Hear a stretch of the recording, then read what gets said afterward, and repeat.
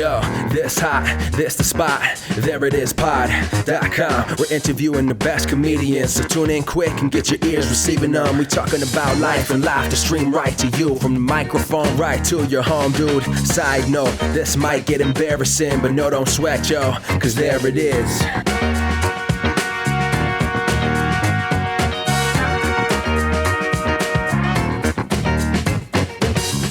Welcome to the There It Is podcast, a comedy podcast to help you find your inspiration.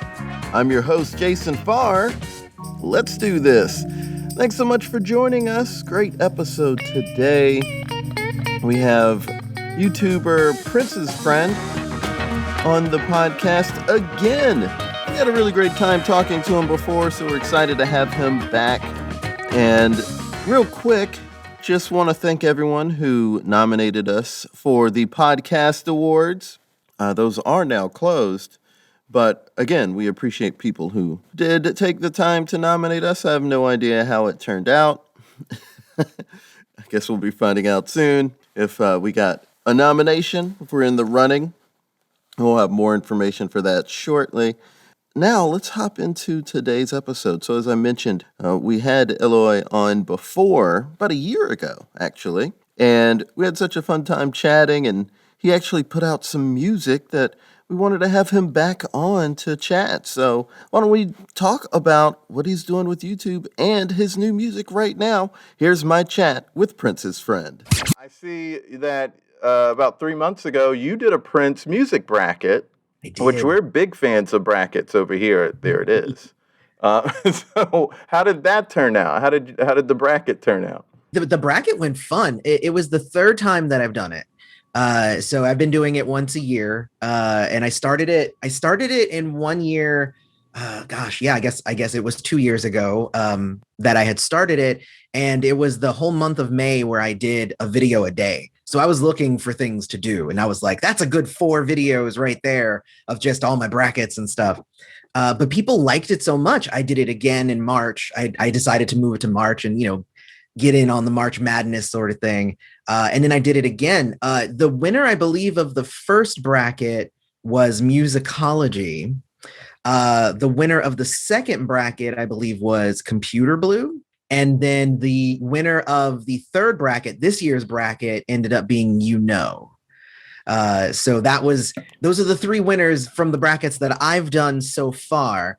And how do you determine the winners? Is it you putting it together, or is it fan voting? The way that I've been doing it is it's because the first one I didn't create the bracket myself. The first one I found it online, and I'm like, let's do this. I'm gonna make a video where I go through the bracket and figure out what I want to do. Then the 2 following years, I went ahead and made them myself using criteria that I made up, because the first one was very like 80s heavy and stuff. So I was like, I need to make sure there's songs from every album on here and, all that stuff. And it can't be any songs that were on the original one. Like I had a lot of criteria I was working with. But honestly, no, it's me, and I make some videos of me kind of going through my choices and explaining why I might pick one song over another. And the fun thing about brackets, and I guess it's kind of the same in sports, is that it's not even necessarily that the 100% best song wins. It depends on what the songs are up against. Because, I'm like, because sometimes I'm like, would have lost against this other song that was over here, but it never went up against it, so it won. So it's so fun to do those. I also get a huge reaction when I do those, because people are like, "What the hell? How are you picking that one?" Like I remember I picked Emancipation over Purple Rain, and I blew some people's minds when they were just like, there's no way that song's better. And I'm just like, yeah, but like, one is like, it's like the biggest hit that he's ever had and all that stuff. But the other one is like so much joy, and there's so much freedom to it. And, it's not bogged down by all of the hype and all. Like, in my brain, I was like, in this very moment, Emancipation would win. It's like, ask me tomorrow and it might be a different story. But yeah, no, those brackets are so much fun to do. I plan on doing it again. People are like, you should do one all the time. And I'm like, we get old if I did it a ton, But well, I've done a few here, and the last one we did was action comedy bracket, and I mean, I had for me personally, I had Gross Point Blank winning, which, that's not that would not have been would not have been my guess. No one else would have picked that one. It's definitely the one I'm picking. Yeah. I like the first thing that comes to my mind is like Tango and Cash. That's a fun one, yeah. That was on the bracket. Rush Hour and Rush Hour 2 are on there, yeah. Beverly Hills Cop. Yeah, and like when I put these together, I don't think I've ever used one where it was someone else's doing. I've kind of just tried to decide how I seed them to make them work. And, there are certain ones where it's like, I don't put Rush Hour and Rush Hour 2 in the same bracket. Rush Hour's in its own, well, not bracket, but it's in its own area on the bracket. And Rush Hour 2's in the sequels. Yeah. That's a different area of the bracket. So they can end up going up against each other later or whatever. But you have to think about those sort of things. So yeah, certain things will get farther just because of who they're up against. Just like with sports, as you said, a team can have an easy run in their division. Yeah. Yeah. And the last one that I did, the one I did this year, I threw out a question on social media and I said, what's the first Prince song that you think of? And like, what's the last Prince song that you would ever think of? And people would give me their answers. And then I took all of the first answers and I took all the last answers and I randomized them. And then those ended up being the ones that got seated on the bracket. So, the first one was somebody else made. The second one I made. And by made, it's always random, but I was the one that selected the songs. Right. But then it's always random after that. But the third one, I let my watchers and my listeners pick it, even though they didn't know that that's what they were doing. I just kind of threw it out there, and they were like, "Well, the first one I'm thinking about is this, and the last one I'm thinking about is that." It's funny because sometimes, I had some of the same song in both things. So it would just be, when I was randomizing, it would be whichever one it ended up on first, then I would take it off of the other. So it was fun kind of going through it though. And it got some really interesting matchups. And if anybody's interested in actually checking those out, when you go click on the video, I put a link so that you can go and download the bracket yourself and do it along. Like that's part of the fun, is that the people are doing it along with me and they're, yelling at me in the comments about my choice versus their choice and stuff. So it's a ton of fun though. Yeah. Well, what else has been going on since we last spoke with the YouTube page? Any exciting stuff that really you want to highlight? I mean, the biggest thing, let me actually go to my channel here, because I sometimes forget about whatever. Oh, I have the same problem. I gotta go check out my last few videos and see if there was anything that's like super huge. Now you hear my music there. So there were a few things. I started doing, and this was something I started just a few months ago, and I'm working on a second season or a second cycle of it or whatever. But I created a Prince game show, and it's called The Friend Off. And I basically sent out, because I have some channel supporters through Patreon and YouTube membership and whatnot. So I threw out invites to them and I said, does anybody want to jump on and make a fool of yourself on a Prince themed game show? And I came up with, 15 questions for 5 episodes, 15 questions a piece.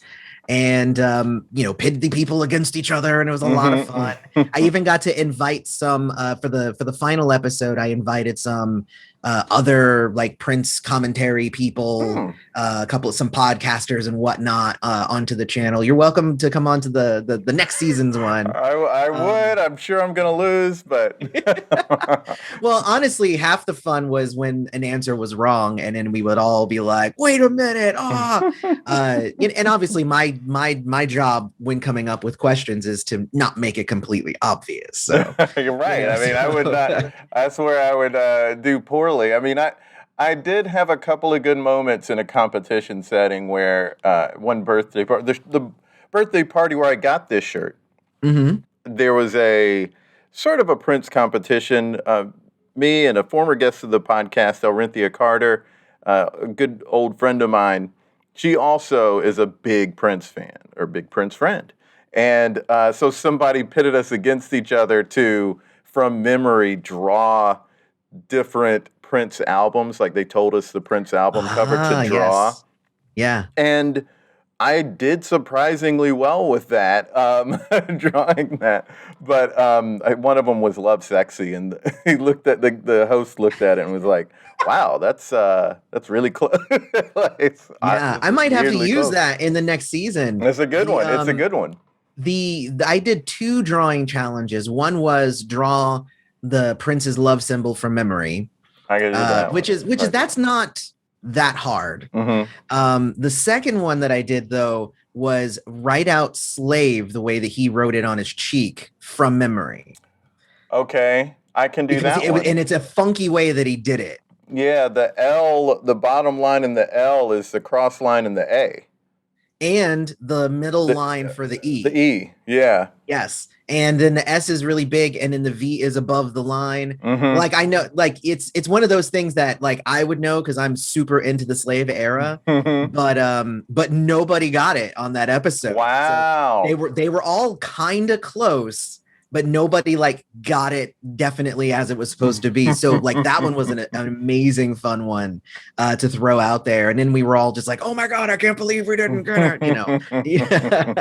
I find that kind of stuff really fun. You know, it's not always about, you know, like Jeopardy it's not fun when people don't get a question right. Right. Yeah. Jeopardy. Yeah, they've been working too long to try to do well on that show. But on this sort of thing where it's all just kind of about just coming together and having fun and just, you know, having fun with Prince trivia and Prince knowledge and stuff, it's completely so much fun to just be like, oh man, I thought that was on this album. Oh man, that's crazy. You know, so it's fun. And like I said, I'm working on questions for possibly doing a second series. So the first series was 5 episodes. So I'll probably do another 5 episodes. It's kind of sad because they don't necessarily get as many views as some of the other videos that I do, but it can build up in time though. Yeah. Hopefully this can give it a little pop and Oh yeah, definitely. Hopefully people go check it out. I had a lot of fun with it, you know, putting it together and doing it is just so much fun. And honestly, the biggest thing that we're doing right now is I'm super excited for Welcome to America. And I just cannot wait for that to come out. That's the thing I was going to actually ask you about, because I know that you did a Sign of the Times Deluxe review, which came out 7 months ago. Let me see. 4 months ago. That the big deluxe thing came out, I guess. Well, okay. So no, episode. Oh wait, what am I looking at? Oh, okay. So no, so yeah, it started 7 months ago, right? but I did it over like a few months because it's a lot. It's a lot. It's what, 6 different CDs or whatever. I had originally just gotten the. I ordered the double album just remastered, or something that had like maybe 1 CD more than the double album. And then I was looking at the track listing for the bigger thing, and I was like, I contacted them. I was like, could I change my order and just pay the difference? Because I want that. I didn't look at that before. Yeah. And when I saw that, I had to get it, and I loved it. And it is a lot, but I adored it. Ridiculous amount of money. I mean, I'm sorry. It was a ridiculous amount of music. It really, really was. Also, it was kind of on the expensive side, so I guess it was a Freudian slip. Freudian slip there. Worth it, but yeah, it was a little more than your average box set, maybe. But I love that. So, but yes, Welcome to America coming out soon. Yes. You're excited about it. I'm excited about it. And I might be out of town when it actually comes in the mail, because since buying it, Yeah. I was told I was invited to a wedding that's like that same day. Oh gosh, so of I'm course. like going to be at a. So I'm like, I've I'll been have to wait a talking it week over to with listen to it. Yeah, I've been talking it over with my wife to possibly attend the listening party at Paisley. But like looking at our finances, it's gonna cost a lot of money to go there. But like it might even be worth it just to go and experience it in Paisley. Yeah. And like it would just be an amazing time. Otherwise, like there's a listening party there's a group called the Florida MPG that operates out of South Florida here. So like I could fly to Minneapolis and do all of that, or I could like drive a few hours south and go to like an unofficial listening party, but not be in Paisley though. Yeah. Like I love going to Paisley. It's like such a magical feeling just being in that building.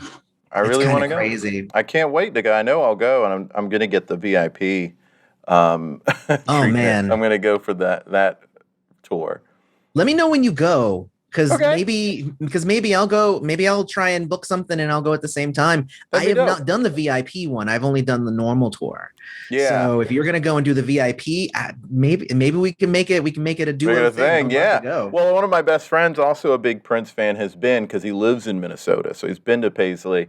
He didn't do the VIP, but he told me that when I come up, he'll do the VIP with me, so we can make it a tandem thing. Because as I mentioned before, Alrinthia went and did the VIP, and she was like, it was 100% worth it. So yes, I want to do that. That is something I have to do. I've never been to Paisley. Even the regular tour is really good. Like just, I just can't imagine what else they're going to show me. Like, oh my God, it's probably huge stuff. I noticed, I saw on the website that there's one that you can actually like get in the booth and like record yourself in there. And I'm like, I kind of want to do that just so I can like, as a musician myself, like the dream would be to like record an album at Paisley. You know what I mean? Yeah. Like, are they doing that by any? Are they using the studios for recording it? No, because it's a museum at this point, and I don't think they're using it.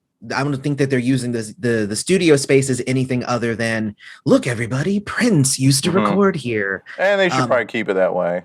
I think it's. I mean, I don't know, because when Prince would go other places, he would rent it out. Like there are one of the things that you see during the tour is you see along the wall, like there's obviously all of his gold and platinum records and all that stuff, but there's a whole wall which is just this platinum record by REM that was recorded here, this platinum record recorded by this person who was recorded in Paisley, and there's like a whole wall of all these albums recorded at Paisley and how they were all like these huge giant hits for each of the artists. I didn't know that. Well, you changed my mind. I just wouldn't want anyone to change the space too much, but I guess I think that's part of it. I think the last time anybody recorded in there was Beck did it, I think 3 years ago.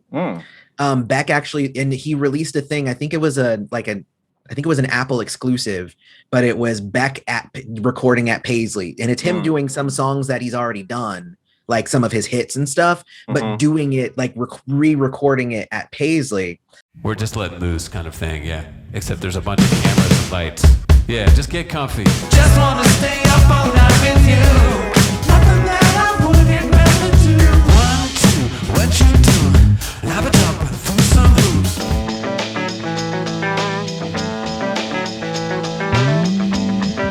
Where is that? I got 2 turntables and a microphone. Where is that? And some of those songs, like they sound really good, like way better, and it's kind of ridiculous. So I think he's the last one to like officially record there, but I bet if you have a big enough name and you drop enough money, they'll let you go record I'm there. Sure. Yeah. Okay, Jack White, you can record here. Exactly. Like if you're Beck or you're Jack White, then it's like, yes, please come in and do it. I'd be dope if D'Angelo and Questlove could work on the next album there. That could be cool. That could be definitely cool.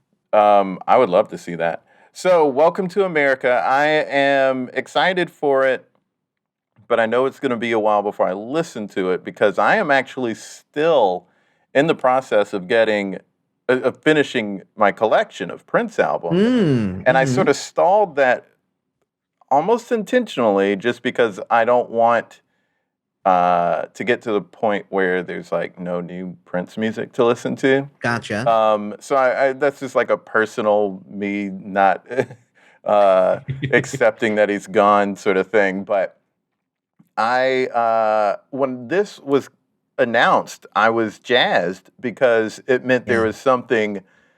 There is opportunity for there always maybe not always, but for a long time for there to be new music to listen to. Yeah. And so I can get that old stuff and go through and re-listen to everything. I think I can get through the 90s. What I want to do is start with the first album. Yeah. And just listen to everything that I have until there's a gap. And then I won't go past that until I fill the gap. And I think I can get through the 90s now. Gotcha. But it's the early 2000s stuff, like NEWS. Hard to get your hands on that. Sometimes they have all of that expensive. stuff digitally. It's just hard to get a hold of it physically. Yeah. But that was one of the first things that the estate did. I think maybe a year after he passed, was they put like a lot of his stuff up on digitally. And then since then they've been re-releasing it physically, like with reissues and stuff. But a lot of it's been available digitally, like on streaming services for a while now. Right. C Note is one of the things where I could download 2 of the songs from the source I was getting it from. It was just like Freegal through the public library. But you couldn't get the other 2 songs because it's like a 4-track thing. So you can only get half of the album. C Note is more than 4 tracks. C Note is a bunch. I'm bringing it up now. Maybe I'm thinking the wrong album, but like there was something where it was like tracks. Yeah, News is 4 tracks. Maybe that's the one I meant to say. But I just mean they have like some of the tracks are available, but not all of them. Gotcha. Actually, C Note, it was that I could get more than 2 of the tracks. There were for C Note, because I have a list of like what I have. Yeah, it's behind me. Maybe I can grab it. Well, I mean, always feel free to hit me up, because if I have it and you can't get it, then I can help you out with that. I'm all about giving money to people for things, but if you make it a way, if you don't make it a way that I can give you money for the thing, then, I'm going to get it. I would prefer to give you money for it, but if you ain't got it there, that's how I feel about it. Like, I don't give like, if you were like, can you send me 1999? I'd be like, no, go buy 1999. But if you're like C Note, this like really rare album that like nobody can get, yes, I can totally send you that. And then you can buy a physical copy whenever you get around to it, just so you can hear it. Cause some of the stuff is just an amazing listen. And C Note has actually quite a bit of fun things on it. Yeah. Okay. So it's News. I don't have any of, I guess. Okay. C Note, I have an asterisk by it because I have some of it. I used to have an asterisk by Chaos and Disorder, but eventually was able to get the rest of those. So I have everything through Expectation. Okay, now. And Expectation is 2003. Right. So, and News is so is News, yeah. Yeah. And then I have C Note is 2004, but C Note's 2004, so is Musicology, so is Slaughterhouse, and so is The Chocolate Invasion. So all of that is 2004. Yeah, I have I guess you could say 3.5 albums that I don't have. I don't have any WS. I don't have Plectrum Electrum or Hidden One Phase 1. Really? But I have Phase 2. I don't know. I was in a record store and they had Phase 2 and not Phase 1. I was like, I'll buy this. Some people didn't like Phase 1. I don't have C-Note. So, that is what it is. I think it's not carried as widely because, it's regarded as a lesser album. That one's easy to find. I saw it on Amazon. I just am kind of holding off, I guess. I kind of wanted to be a little more in order in how I get stuff. That's how I listened to Prince originally. Like when because I discovered Prince at 11, and that's right. You talked about it before. yeah, I'm like, this is amazing. Let's start from the beginning. And I picked up For You. And then like every time I had money and every time, I go buy the next one. And like kind of like what you're saying, like I was never wanting for Prince music because he would release something every year of my whole life. And I understand the fear of like, maybe you'll run out at some point. Yeah. But I will say that we as the Prince community, the Prince estate, they keep us fed. You know, like they do 2 releases a year is what they've been doing, like 2 big releases. And they might not be quote unquote new, but they'll be like super deluxe editions that the album isn't new, like, Sign of the Times, we've heard it, but there's a bunch of stuff with it. Oh yeah. Other albums though, the Piano and a Microphone 1983, the originals, this one, this Welcome to America. There was other ones though that now I'm blanking on, but but like they're making a concerted effort to really get the stuff out there. So they are. It's good. That was how I ended up getting all of the One Night Alone, and because One Night Alone live, I've wanted that for 15 years. Like I've wanted that since mid 2000s, but I remember looking and it was like, man, that is expensive on Amazon. So I'm gonna have to wait. So, but I finally got it because they re-released it, and I felt like it was just a more affordable price for me. And I loved the packaging and everything was just so good. Yeah. So I was like, hell yeah, let's do this. I loved it. Yeah. So I'm kind of surprised I'm only down to 3. I for some reason thought I had like 7 more to get, but. Well, I mean, that's the 3 for this gap, and then you might, who knows what's going to happen with the next gap. For sure. But yeah, you know what? I'll check my records and make sure. I'm sure I have C Note and News. So if you need those, I'd love those, man. I can send you a link for those, and then like I said, whenever you get around to actually picking it up later on, so for your actual collection, right? Then you can do that. But at least I want you to be able to hear it on C Note. C Note is crazy because C Note is an album that is literally sound check. It's Prince sound checking. Like it's like, and see, that stuff is his interesting album to me. Of sound checking is better than some people's actual albums. For real. For real. I've seen some sound check videos that he's done. Yes. I mean, I guess there's one popular one that got out of, and it's what song is he doing?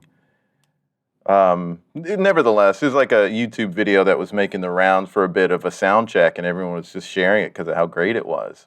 Yeah. And I live for that kind of stuff. I like without, like, it's sort of stripped down, it's like the live version of the acoustic version of a song. You know what I mean? Like, like playing live stripped down to just the band. Like I want to 100%. Yeah. When you listen to C Note, there's one of my favorite track is Tokyo. So I want you to listen to that one. Let me know what you think of that one, because that one is really, really good. That's my favorite on there. That's dope. That's dope. Have you been listening to all of the Prince Torre has a Prince podcast out, and there's some other podcasts out, like the making of these different albums. What have you thought of any of the podcasts? So I actually haven't had a chance to listen to a lot of them. What I've been doing mostly is I've been working on music. I've been working on YouTube stuff, and I try to catch the occasional, like I'll listen to Podcast Juice, the podcast on Prince, which is not the official Prince podcast anymore. But I haven't actually gotten a chance to listen to Torres, because somebody told me that he had been starting to do some stuff. What I learned from my discussions with people who have listened to the making of, like when they did the whole Sign of the Time stuff, is that a lot of those stories that are on the podcast are also in the booklet, because they're telling this, they're just basically, giving you a new way to consume these stories that are actually in the deluxe edition. Like I've read them, I just didn't hear the person talk about them. I've heard the first episode of Torres, and I don't know that there was anything that I hadn't heard before, but he does contextualize it in a way that I thought made it worth listening to. Yeah. The only thing I quibbled with that episode was at the beginning. I guess it's part of the intro. I'm not sure if it's like the official intro to the podcast, but they were playing all these clips of people talking about Prince, and one person said this thing that I don't know is actually true because it's a phrase that a lot of people have said, which is someone asked Eric Clapton what it felt like to be the best guitarist, and he said, I don't know, ask Prince. That phrase has been said so many ways, so many things. First time I ever heard it was in college, and someone told me, someone asked Jimi Hendrix what it felt like to be the best guitarist in the world, and he said, Phil Keggy. And I've heard Jeff Beck said, I don't know, ask Jimi Hendrix. And, you know, and so-and-so said, I don't know, ask Stevie Ray Vaughan. You know, like there's a lure to it. And that was the latest version I had heard. And I was like, there's no way that all of these are true. No, and it's exactly that. You are 100% correct. Like I think that it's been snoped. Like I think it's already been like, no, that's not, that he did not actually say that. So did anyone say that, I wonder? You know what? It's crazy. Let me see. No, I think so. Let me see. Because I actually just went ahead and looked it up. Yeah. But I mean, if nothing else, Eric Clapton didn't say it. Right. He didn't say it about Prince, but you're right. There's let me see. His words echoed what he said, where he shortlisted Purple Rain among tracks by Stevie Wonder and Muddy Waters, calling Prince a lifesaver. He added Prince was a reincarnation of Little Richard, Jimi Hendrix, and James Brown in one. But he didn't say the other phrase, but that's still pretty good. Yeah, it is. It's pretty on the money. He never said that, though. He never said that. So he still said nice things about him. He still said really amazing things. Really, he liked Prince. Yeah. Yeah, which is good, you know. Yeah, we don't need to make up stories, y'all. We can just go with the truth. Making up stories is so fun sometimes. It is, I know. You can get people to believe them. And then someone can make a horror movie out of urban legends, and then it's fun. Yeah. You mentioned a minute ago you've been making music, and that's awesome. That's really great that you've been doing that. And I got to hear the album. I really dug it. I was super impressed because I don't know that I realized that you made music or that you were at all like musical. When I heard the album, when I heard you put out an album, I was like, oh, wait, how did I miss that? And then heard the album and thought like, oh, this is so dope. And I love the song My Siren. We touch and it begins. Your bed is calling my name. You are my siren. Here is where I stake my claim. You're under my skin. Your bed is calling my name. You are my siren. That one had, I mean, obviously there's a Prince influence. I heard a little like your voice, your singing voice, was sort of reminiscent of Lenny Kravitz to me. American woman, stay away from me. Mama, let me be. I want to get away. Yeah, yeah, yeah. I wanna fly away. And maybe it's because you both are influenced by Prince. Yeah. I've it's funny. I've actually only recently started really listening to more Lenny, and like I'm like, oh, I see why people think that I sound like Lenny because I kind of have that same vibe. Even though, again, I only just recently your own voice, your own thing. So, yeah, right. So it wasn't even trying to like be like Lenny, but yeah, I think that the influence of Prince is. I think it's important to kind of the foundation of that type of music. It's Mhm. funky, but it's rocky, Mhm. you know, like that's, but it's also spiritual, but it's also, you know, sexy. And like, that's kind of what you want out of, you know, really good music. And yeah, and that's, yes, I think that I've been compared to Lenny Kravitz, and I'm okay with that. Hey, he's So, cool. Lenny's cool. it's funny that you said that you didn't know that I did music, and it's because really I was keeping it under wraps for a while. Mm. Because I started really working on music like just over a year ago, where I like sat down and I said, it's time for me to learn as much as I can about music. And you know, kind of use this in a way to kind of pay homage to Prince, you know, and Mhm. you know And the name of the band is Strays of the World, which is a yes, Prince song, Strays of the World. yes. Come now, ye strays of the world, strays of the world. There's a place for you. Which is yes, it's one of my very very favorite Prince songs, "Strays of the World," Yeah, yeah. I and feel that's like the it's a name of the good deep band. cut track. 100%. And like, I'm not going to call the band 1999. You know, it's like, you know, it Yeah, has that to be would a deep definitely be a cut. tribute band. Yes, There's a tribute exactly. band already Well, with that name. and I had a discussion with my friend Duke, and you know, he was like, you know, I don't know if naming your you know your band after a Prince song is a good move because of what you do, like because you make Prince YouTube videos. And you know, my response to that was, if I was trying to sound like Prince, then I would be like, no, I definitely can't do it.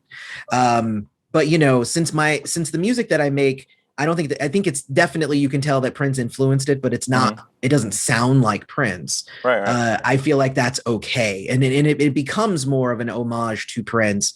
And, you know, the name Strays of the World, you know, as well, for me, like it means a lot because the entire idea of it was to kind of uh, make music that, you know, you don't hear everywhere. And that, Mhm. you know, it's like, I want to, and I, if you know, listening to the album, there's a lot of different feels and moods and like Mhm. types of music on there. So, you know, the entire idea was to make an album that, you know, anybody could pick it up and there'd be something on there that they like. Mhm. And, you know, essentially trying to create, you know, a home for these people who are like, I don't like the thing that I want to hear. It's not out there. Mhm. And but it's there, it's right now, it's on this album, you know, and it's 12 songs, and in true, you know, Prince homage fashion, 11 of the songs I did everything myself. Cool. So singing, guitars, drums, you know, everything, bass, you know, all the programming and like the mixing and the mastering, like I did everything. Wow. Because I felt like that was important for, you know, the overall musical journey that I am currently on. Mhm. You know, and then the one song that I didn't do all just by myself was the cover of the Smashing Pumpkins song "Ava Adore." It's you that I adore. You will always be my whore. You'll be a mother to my child and a child to my heart.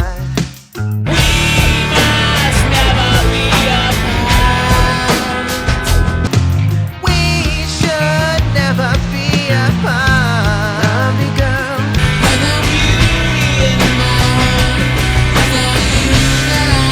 Reasons left to find.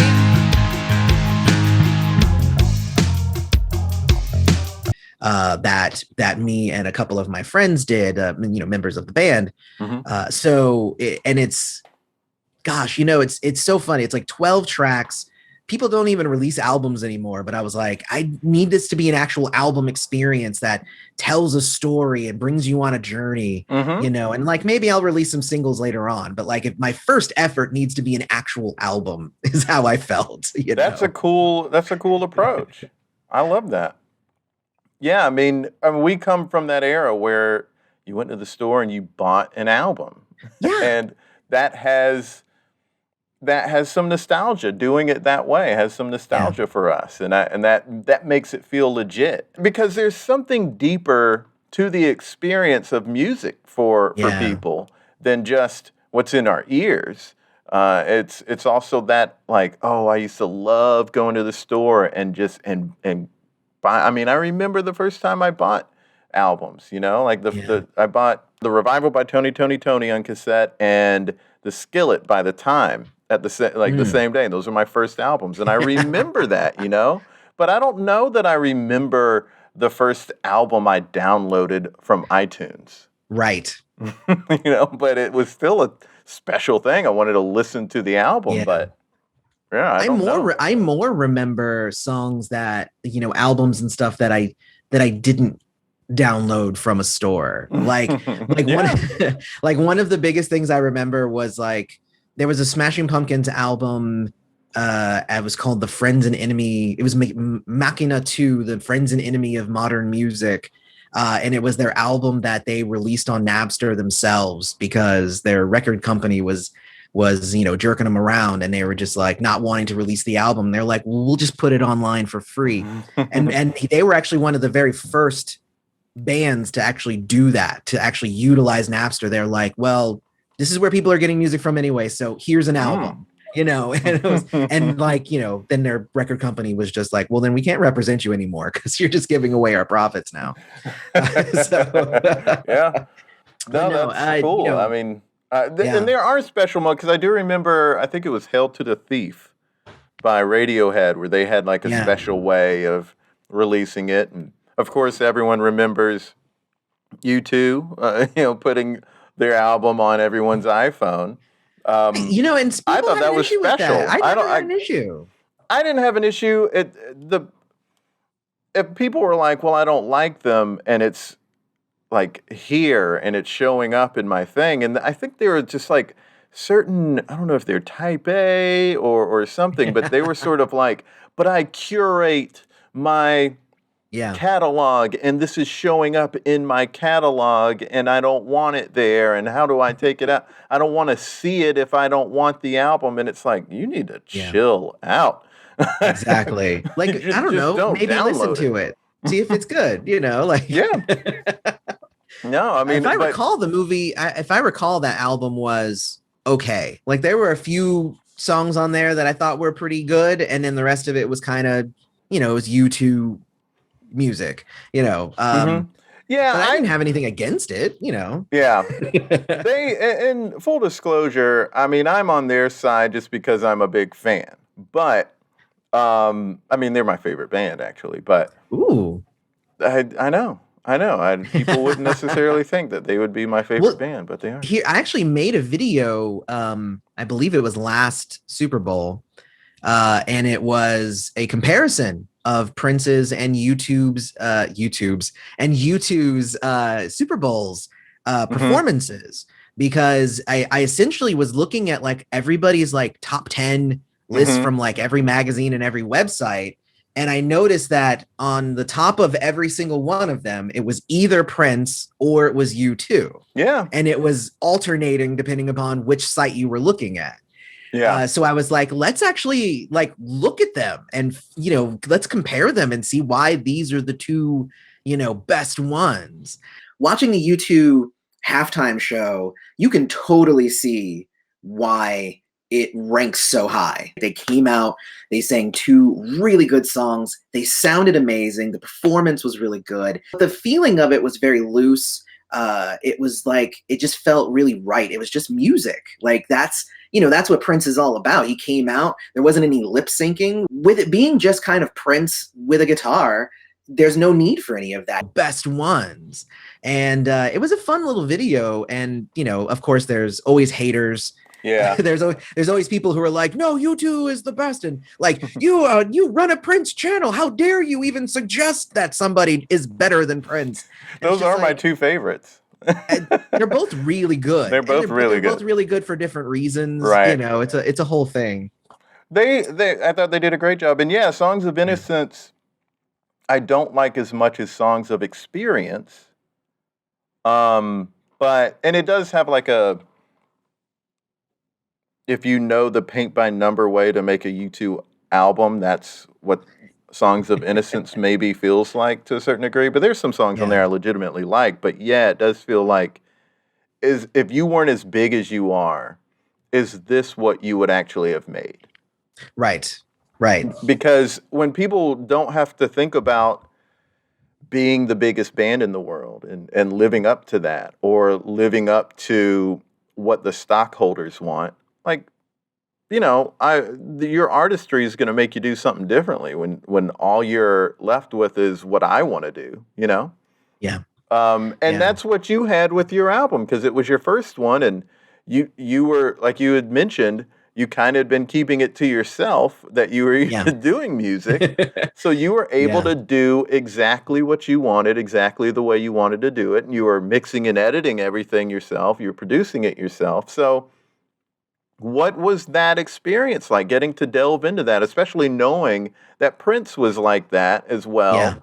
Now you have a new understanding of his experience working on albums. What was it like for you? Well, I mean, even just learning, when I started, I was like, I have a pretty okay singing voice. Let's start there. So I took vocal lessons, and then, I started teaching myself piano and teaching myself guitar. And then I learned that you can take a lot of what you learned off a guitar and apply it to bass. And it essentially just, throwing everything at me, learned how to use, Logic Pro, to then how to hook it up to my keyboard, and then I can play my keyboard and stuff, it all really, it was surreal, honestly. And there was about a 3 or 4 month period where like making music was my full-time job. Like I woke up and I made music, and then I went to bed, and it was a lot of fun. Like people think that like, it must be really easy to write 12 songs. It's like, actually, no, it's not. Actually, it took, many months to just learn the skills in order to do it. And then like I said, between 3 and 4 months of just like nose to the grindstone, let's get this done. And, I think I ended up writing like 35, maybe 40 songs. But then these were the ones that really kind of fit the feel and whatnot that I was doing. So I've been working on more music even since then. Like I was just working on a song yesterday that I was like, I was like coming up with an idea that I had for a bass line. So I was like, let's see what I can work on, and then created a beat for it and whatnot. Like it's really amazing. Like it really is like it's like a connection to something bigger. I think Prince was on to something. When you make music, you just get lost in the process, and it just kind of takes you over, and it becomes a thing where like before you started doing it, there was nothing, and then when you are done, there's this awesome this awesome artifact, this music that now you've made. And it's crazy because only having made music for, just over a year. And, I've talked to like veteran musicians, and they're just like, congrats on getting an album out, dude. Cause I've been making music for, 25 years and I've never released an album, Wow, yeah. And like, and it's one of those things, like it dawned on me, because at first I was really nervous because, when you start making music, you start having the opportunity to interact with more musicians. Like it just happens. Like as soon as you start making music, you start interacting with other musicians. They just gravitate towards you. And I was always really nervous to be like, yeah, I make music and stuff like that. Because even I think even today I still have a bit of imposter syndrome when it comes to it. But to have veteran musicians go like, dude, we listened to your album, it's good, congratulations, like it's not perfect. Super impressive. But I mean, to have done it all yourself, and it's the first time you've endeavored on anything like that, is incredibly impressive. Well, and I'm super proud of it as well. A lot of the songs on there are about my wife. So, you know, and I appreciate, you know, you're saying that, you know, My Siren, that actually, that was the first single, and we're going to be releasing kind of, I guess, a maxi single. I don't think those really exist anymore, but we're going to be releasing a collection of remixes of that song. Oh, cool. Pretty soon here. I have one of them already, and a friend of mine who runs the Blue Autumn studio, he's working on another, and then I have another friend of mine who's working on another. So it's going to be like a small collection of some remixes, you know, while I'm working on new songs. But, you know, it's great to celebrate, you know, the victories that you have. And it's interesting because I think I have the most listens like on Spotify, you know, now, you know, because I love digging into like numbers and stuff. So I'm pretty sure I have the most listens of My Siren, but, you know, I have fewer listens of a song like Here For You. I love you. I got something here for you. Come get it if you wanna. It's something warm cause I'm burning hot, but I don't know if you're ready or not.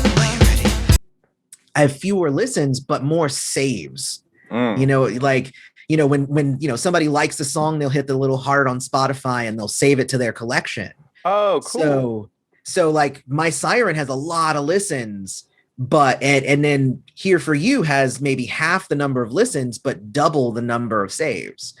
And Here For You was, you know, that one. So as much as I said that my music doesn't sound anything like Prince, really, Here For You was probably the song that I made that I'm like, I am purposefully trying to have a Prince vibe here, you know? Yeah. So, and, you know, it was, and, you know, it's more dancey, it's kind of funky, and, you know, like that was the vibe I was going. It's like the one song on there that sounds like that.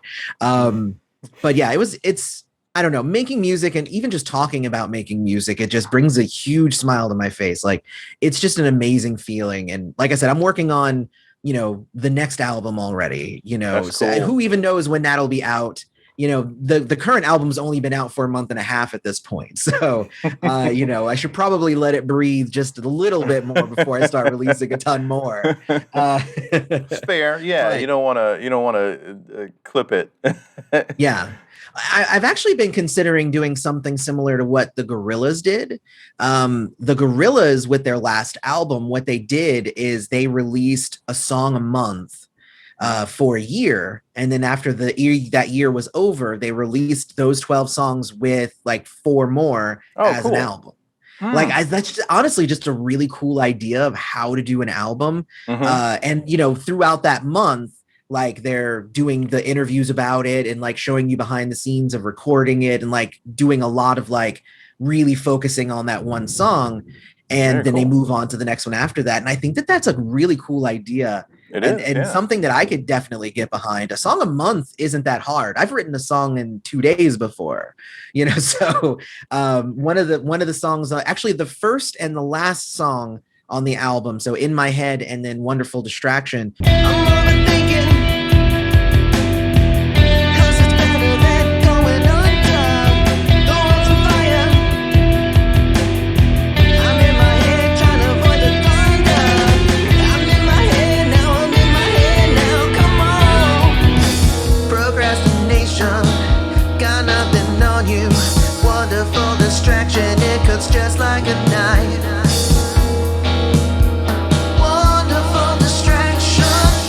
Both of those were written within the same 3-day span where I wrote them and arranged them and produced them and wrote all the lyrics and stuff. And then I had a done song and I did both of them within the same weekend, essentially. Wow. And it's really cool. You must have a lot of songs. How many do you have? You have 12 on the first album, but in all, even unfinished songs, how many are? There's 12 on the first album. As far as finished songs, I have a lot of like 80% done songs.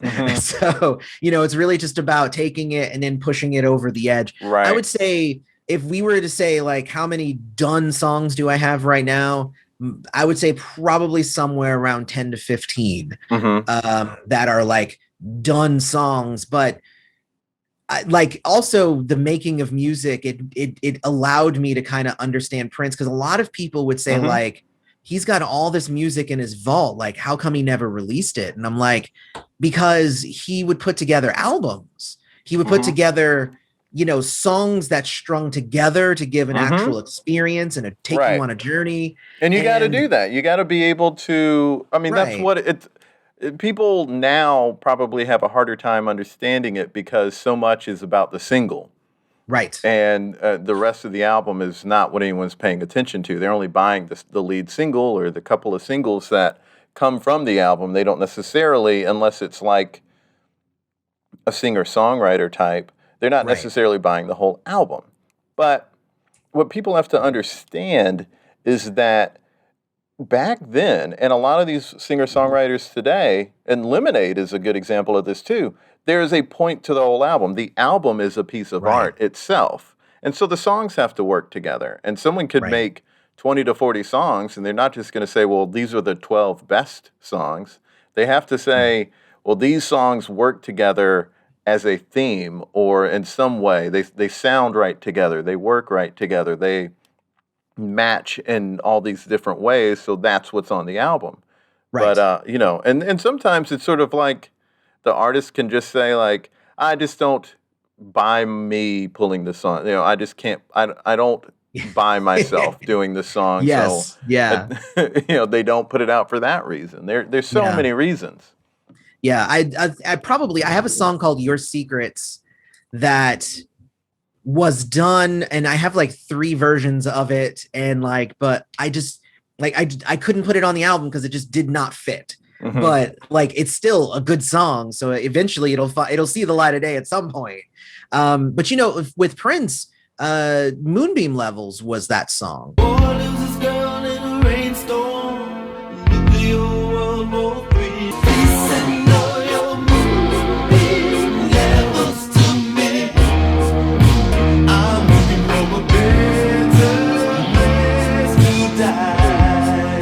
Moonbeam Levels was gonna be on 1999 and it just didn't fit, so he ended up leaving it off. He almost tried to put it on Purple Rain and it didn't work. He tried to put it on Around the World in a Day, and it was just like, it just doesn't fit. So it became one of those songs that just never was released. I don't know that one. I don't think. Later. Moonbeam Levels was it was released on the Forever after he passed. The Forever, like, it was a greatest hits, but then it also had Moonbeam Levels. Oh, okay. I don't have that one. Okay, and then if you got Purple Rain Deluxe, the super deluxe of Purple Rain, that one also had it. Okay. Or was it 1999? It was the 1999 one that had it, excuse me. Okay. Yeah, I didn't get all of the super deluxe stuff. So, and because it has all these sort of songs, it makes me want to go get that. so it's but not Moonbeam 3.5 albums that I have to get. It's like 20. But Moonbeam Levels is one of those songs, like, when you listen to it, you're like, this is a fully realized, just amazing song.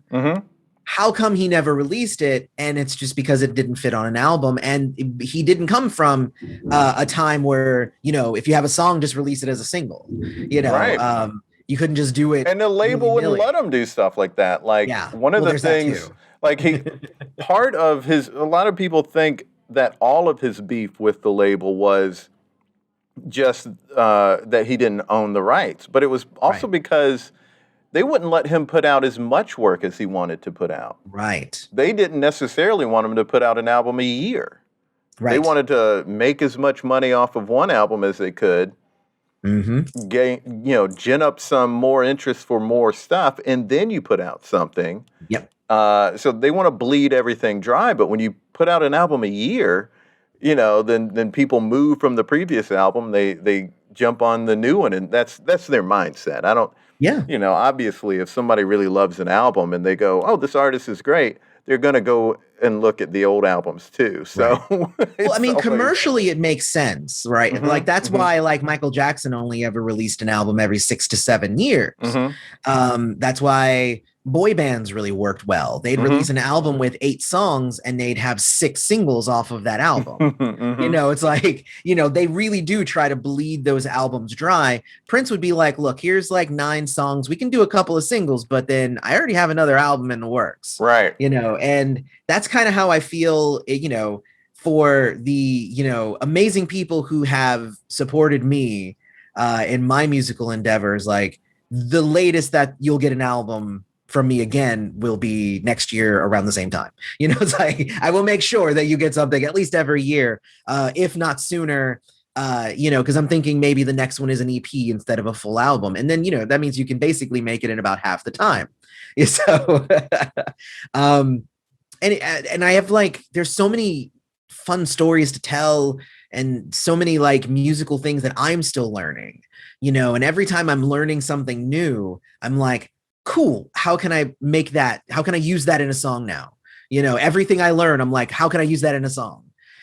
Because, that's what music is to me. It's like, it's learning and it's sharing. And that's what my YouTube channel always has been. People say that like, I think I'm a know-it-all and that, I know everything about Prince. And I'm like, no. I'm making a video about this because I just learned this and I want to share it because it's awesome stuff that I'm learning myself. So it's definitely not that I know everything already. The whole point is that you're going, by putting this out, I am learning stuff. To put this out, I researched. Yes. So it's not that you know everything. Of course, you had to look into it. Some people were just negative. And cynical. Well, I know that one. I definitely know that. Well, all very cool stuff, man. Already we're at the end of the episode. I can't believe it. But let's create something together. I don't know if this could be a bracket or if this could be another idea for a YouTube video. But I have an idea here because recently there was a song that I had heard before, but it just hit me. So you ever have those songs where you listened to the album, you heard the song, but you just weren't paying attention to it at the time, yes. And then like it was like this grenade that hit you as a delayed effect, like a year or years later. That, yes. Well, Power Fantastic has been like one of the like songs that's just really resonated with me in such a big way. It hits me so hard. You are frightened 'cause the power's creeping. Life undo. Power fantastic. You're a little left. It's not a song that I just heard for the first time. I knew about it. I heard it years ago. But there's something about that song. It's so good. So I'm wondering, what are some songs like that?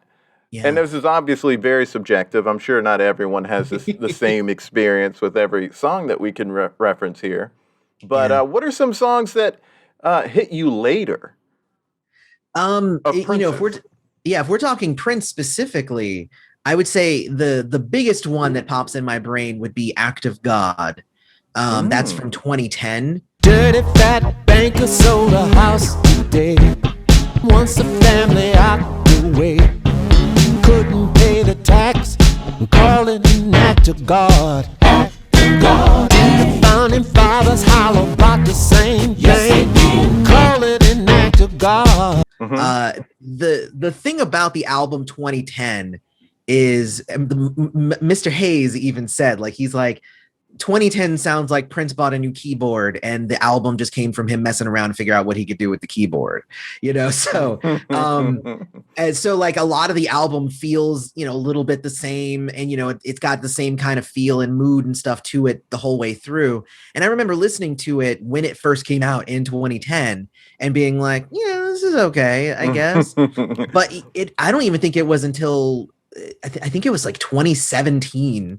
I think it was like 2017 was when I was like, well, let me pop this album in again, because I'm like on my like a millionth listen through of like from beginning to end of Prince's song. And I was listening to 2010 and all of a sudden Act of God popped on. And if you don't know Act of God, it's Like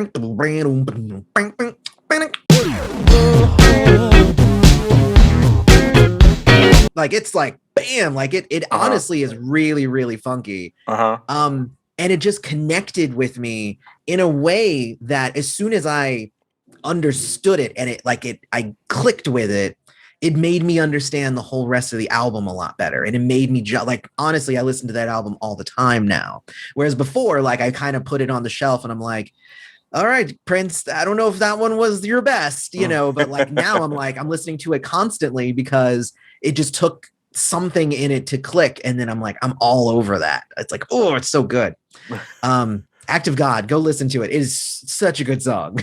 Like I have to. That's one of the albums I haven't listened to yet because I haven't gotten all of the albums up to it. Yes. Yeah. So you got a little bit too. If you're only on 2003, you got a bunch more albums to get through before you get to 2010. And that one was one that didn't become available to me until Freegal did that thing. So because that was, I think, one of the hard to find albums for a few years for some people. Because I wasn't in the NPG fan club because it was too expensive. So I missed all that stuff when it first came out. Right. A lot of people did. It was a thing. Sometimes it was because it was too expensive, but other times it was just because Prince didn't necessarily make it easy for you to find him. No, yeah. So, you would be, you might be a member of the MPG Music Club, and then he's just like, no, we're shutting that down. Now we're going to loveforonanother.com. And so you have to sign up now over there. And then he'd have that for a year. And then he'd be like, well, actually, though, it's going to be this website now. It's just like, I remember I was a member of the original MPG Music Club in the late 90s.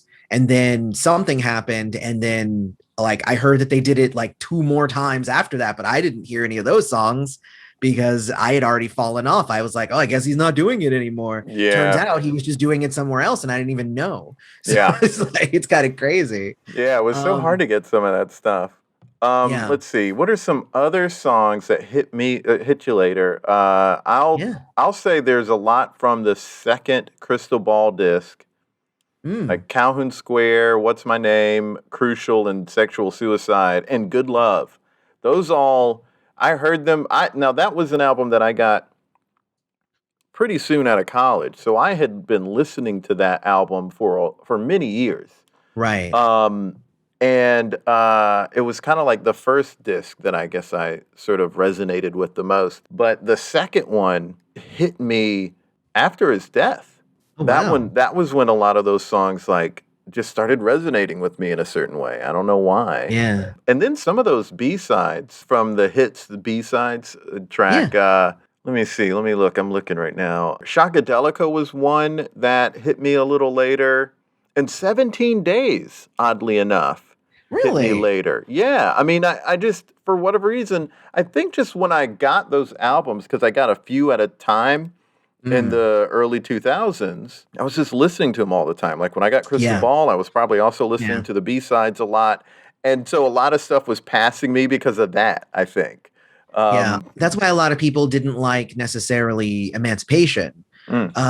People got Emancipation. They're like, it's too much music. It's so much. It's 3 hours of music because he timed though each of the discs on Emancipation is exactly 60 minutes long, 60 minutes and 0 seconds. Like, so it is exactly 3 hours long. And people are like, it's just too much. You should have cut it down. And I'm like, no, first off, but like each one is its different experience and they represent something. If you go watch my Emancipation reviews, I like break it all down. But I even did a video that was, I took on that challenge where people were like, it should have just been condensed down to one album. And I said, okay, let's do that. Let's see what songs would survive if I was like, let's go through it and let's make this into one album. I did that video. It was like a 20-minute video because it was hard to make those decisions. Right. I think you could make I think all of those songs should have been released. I think it is I am one who believes that if you've got 14 tracks on an album, those last 2 or 3 songs may take a while to hit with people just because of how we absorb all that new stuff. And then you think when there's a double album, I think people go like, okay, it's a double album. I'm geared up for a double album. I feel like a double album's better than a 14-track album in that regard. But a triple album, I mean, it's going to take a while for some of that to hit. And I liked Emancipation. I think that is an underrated album of Prince's. Yes, and 100%. Because there were songs when I first heard that album that I dug. The song Emancipation itself being one of them. Never since I was a little baby, I had to have double everything. Emancipation, free to do what I want. Dreaming About You might be one of the songs. That's one of my maybe top 50 Prince songs. If the wind blew every petal from your precious red rose, would you be afraid of what you'd find inside? When I'm alone in my room, I can't stop dreaming about you. Dreaming about you. And I adore that song. And that one might be another one that hit me a little later, but that's also like middle of the album. You know what I mean? Yes. It's like, so that might be why, just because it's so long. But you could break that down into like 3 different albums, and it would be, because you could do one that's sort of like the throwback album, and you can do like 2 different sort of approaches with the other 2 albums. But you could do a throwback album because he has some covers on there that are really delightful. So it's hard to cut stuff from that to just make one album. Exactly. Well, and it was hard to do. I was able to figure it out because I don't care about making cuts because it's all. I mean, I think that's the thing too. Is a lot of people are like, when I do brackets, people are like, they all win. I can't pick one over another. And I'm like, no, there's definitely songs that you like more than other songs. Of course, let's get real here. It's every one of Prince's songs can't be your absolute favorite because that's not how listening to music works. Like, they're tiers maybe. Like I definitely can say, because like I just said that that song was in my top 50, and someone might be like, what? That doesn't sound like you like it all that much. But number one, Prince has so many songs. Many. And secondly, if I were to say, what are all of my favorite Prince songs? Because I have a fave Prince playlist that I'm working on. It's over 100 songs. I mean, it has to be eventually. Right. And I don't even have everything. And I haven't listened to a lot of stuff because I didn't have it originally when it came out. So, I mean, I'm looking now at it, and there are 122 songs on the playlist, and it's unfinished, currently unfinished, with songs that I have listened to. That's how many Prince songs there are that I love. Yes. And there's tiers to it, they're like your top tier songs, and that might be like 20 to 40 songs, depending on the artist for me. And then there's my second tier. So it's like, if something's in the second tier, it doesn't mean I didn't like it. Right. I could love that song. Right. And that's kind of the thing is, so for me, like, I have no problem with saying, well, I like this song better than that song because, if I say I like hamburgers better than pizza, I'm not saying pizza's dog shit. It's just like, no, it's just like, I like burgers better than pizza. They're both good. It's okay. I'll eat them both. I will eat them both. Exactly. So yeah. Do you got any other Prince songs that hit you later? Oh gosh, I think for me, I would say The Vault was the Vault. Old Friends for Sale was one of those albums that kind of came out around a time where I don't think that I gave it like its just due at first, and then years later I actually listened to it and I was like, 5 Women is amazing. It took 5 women to get you off of my mind, but it just took 5 minutes when I saw your face again. Like 5 Women is so good. I went and actually ended up making a video of like these are the reasons why 5 Women is a masterpiece. It's a Prince masterpiece. Like I had to explain to people why I like it so much. But it was definitely not one that I like immediately latched onto. And I think it's because that whole album, it wasn't an album that Prince put out. Right. It was an album that was put out by Warner Brothers execs who had these songs, and they're like, well, I guess let's release them because it's 1999. So right, they were making money off of him basically. Right. And it was with a bunch of songs that he gave them as a gift, you know, and they're like, well, we have these songs he gave to us, so let's release those. And I'm like, it just felt really crappy. So I bought it because of consumerism and because I can't not have those songs. Right. But I remember like, you know, also kind of rebelliously not liking them, even though I spent money on them. Yeah, and it's also like the fact that it's old friends for sale, and he didn't have any. That's like there's something very weird about. It's ironic, about it. Is what it is. It's just like the name of it is Old Friends for Sale. Do you realize what you're doing right now? Like, like you're, by releasing this, you are being the old friend for sale. Come on. Yeah. No, it's kind of gross that they did that. But yeah, that album's great. Sarah, Extraordinary. Those are some classic. Like I thought Extraordinary was as classic of a Prince song as Insatiable or, you know, like Scandalous or something like that, you know, or Pink Cashmere. I mean, like. Extraordinary love you make to me. It's some kind of scary. For I was born to love you. Extraordinary had a very like, how come you don't call me anymore kind of vibe, you know, to it. Like, you know, I keep your picture beside my bed, and I still remember everything you said. Always thought you'd be by my side, mama. Now you're gone. Few things better than songs where Prince is just like feeling himself on the piano. You know what I mean? Like, well, there it is. Yeah, I love that idea. Not too much out there like Prince feeling himself on the piano. So there it is. Thanks so much for being on the podcast. Thank you, Jason, for having me back on. It honestly, I love anytime I can come on and talk with you and just have fun. Super fun chat. Really glad that he was back on. The name of his band is Strays of the World, and the name of the album is In My Head. You can get it on Bandcamp. We have a link in the bio for that. Also, we have links in the bio for his YouTube, youtube.com/Prince's Friend, and his website. You can follow him on Twitter, Facebook, and Instagram at Prince's Friend YT. You can follow us on Twitter, Facebook, and Instagram at There It Is Pod. You can follow me on Twitter at Jason Farr Jokes and on Instagram at Jason Farr Pics. We have some mini episodes coming up. Hope you enjoy those. Until next time, be good to each other.